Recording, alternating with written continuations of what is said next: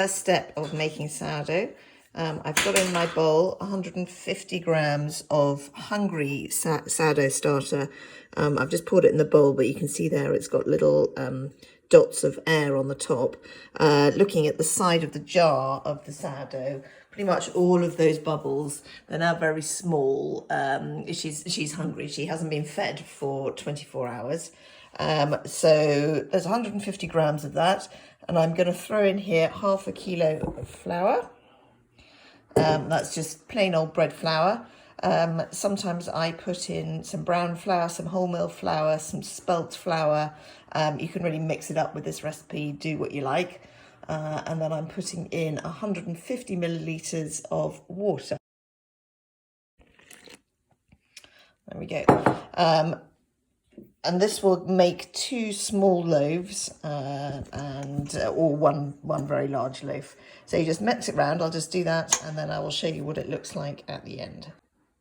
Okay, and here we have the mixed dough. You can see it's a very shaggy, I'll just go in a bit closer. It's not a smooth, nice dough. It's just all mixed together by hand and is all lumpy. You can see I've also put it into a clean bowl. That's because sourdough mix sets like concrete. So my top tip would be to wash everything up as you go along. But you can see here, there's the texture of this. You know, it's not a nice smooth dough, it's just a shaggy mess. And what we're going to do is cover that and leave it for 20 minutes just to rest so that the flour can absorb the water. But I do cover it with a plastic bag, you can see that, so nothing nasty can get into it. See you in 20 minutes. Okay, the next stage is to mix half a tablespoon of salt, and that's your runny Saxo salt, none of your fancy Malden sea salt flake stuff. So that goes in a pot with 1.5 tablespoons of water. So just mix that round till it's dissolved. Sort of vaguely dissolved. And then that goes in with my dough. So you can see the dough hasn't changed much since 20 minutes ago. And in goes the salt and the water. We just mix that in, and what you'll see is that it sort of leaves a sort of slimy layer on the top as you go through. And what you have to do is just keep mixing it, like I'm doing here, until it's all incorporated and it doesn't have a slimy layer on the top. Can't do it with one hand, so just going to do that. Put the phone down. Okay, so here we go. It's all mixed in. And just sort of give you a bit more of a close-up of the dough. You can see it's got some flecks in it. That's because in my starter I used some spelt flour rather than just it being plain or white. I don't know if I said that earlier, I might have done. But anyway, if you look at this now, you see it's a slightly different texture to how it was before, but not really. It's still a very shaggy mess of a thing. But if you break off a little tiny bit and taste it, it doesn't taste super salty. And if it tastes super salty, it means that you haven't mixed it in enough and all the salt there is still sitting on the top. Oh, sorry, didn't say. I'm now going to leave this for an hour covered with a lid or with my stretchy plastic thing, and come back to it in an hour's time. Okay, it's now an hour later, and I'm just coming in to do a quick stretch and fold. So I'm just zooming in there so you can see what's going on. It's still a very wet old dough. You can do this next bit in 2 ways. I do a low energy, low mess way of keeping it in the bowl. This is the way I find easiest. So what you do is you just go into the edges and you want to stretch and fold. And you keep doing that all the way around the edges. Stretch and fold. Stretch and fold. Stretch. It's not very easy when I can't hold the thing at the same time, but stretch and fold. You can see that there are long strands here, and that's what you're trying to do, is create a really stretched thing. And I will do this for about 1 or 2 minutes. It's not kneading, it's just literally stretch and plop. I'll do it and then I'll show you what it looks like afterwards. Okay, so here we are. I've just literally gone all the way around the bowl, stretching and folding into the middle. And you can see that it's still a very, very sticky dough, but it's starting to look a little bit smoother on the top. Not much, but just a little bit. And that's all we're going for at this point. So really you just want to sort of feel that every bit of that dough has been stretched in some way, and then you can stop. So now I'm just leaving it with its hat on for another hour, and we'll come back and do the same again in an hour's time. Okay, I'm just coming in for my second round of stretching, and we go in and you can see that it is all a bit smoother than it was before. You can see there's a massive air bubble there, but I'm going to do some kneading or some stretching like I did before. I just hand over to my the bowl, pulling and stretching all the way around, pulling and stretching. And you can see it's starting to be a bit more elastic, a bit less tacky and disgusting. So I just keep doing that. And if I feel like it, I'll pick the whole lot up and just stretch it out a bit. And just really stretch those fibres, strands, and then plop it back in. Put it round. And that will probably do it. So I'll put my little cover back on, which I've put somewhere, and leave it for its last.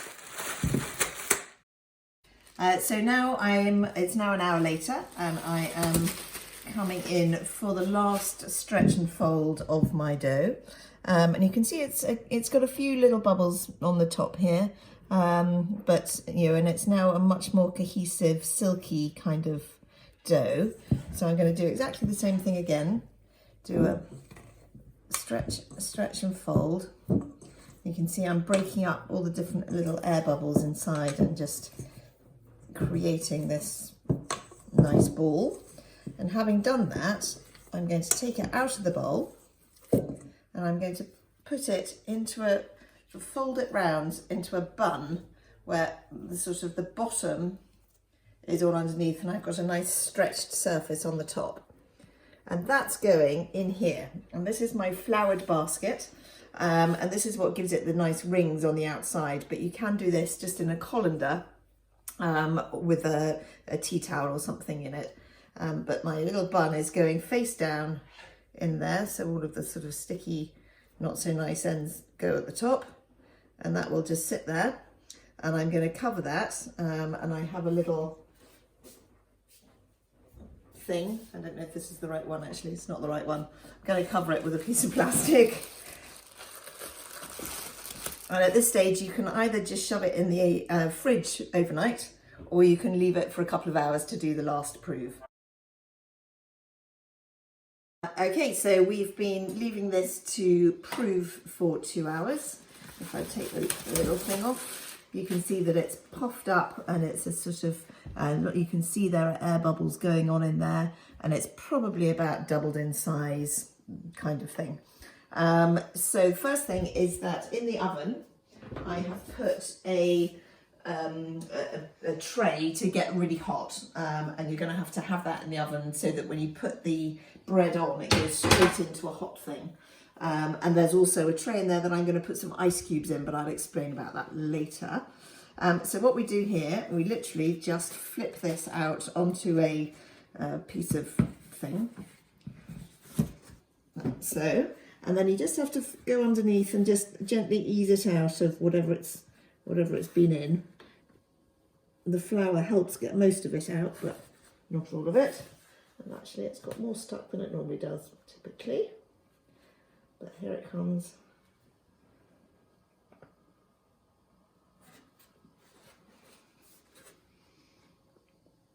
Okay. And before it goes in the oven, what you have to do is slash it with a sharp knife.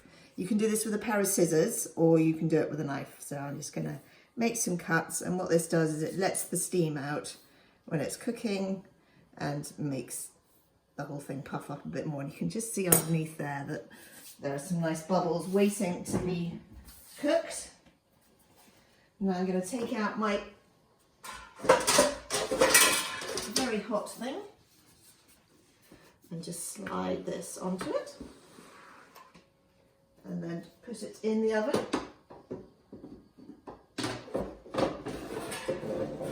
And then this bit sounds a bit strange, but I'm going to put a couple of cubes of ice in this tray here, because that creates steam which stops the crust getting too hot before it's blown up and has got nice and big. What I forgot to say is that it goes in for about 30 minutes.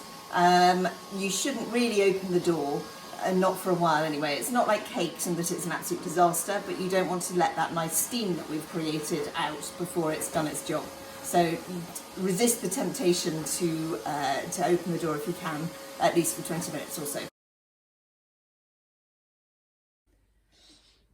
Okay, so it's been about 30 minutes. Can we have a look? Oh, and here we have our sourdough. And we check underneath. Nice hollow sound. And that means that it's done. And you can see on the top where those slashes were that it's all puffed up, and it just stops it. It stops the crust from splitting. It has split a bit there, but gives it lots of room to puff up as it cooks.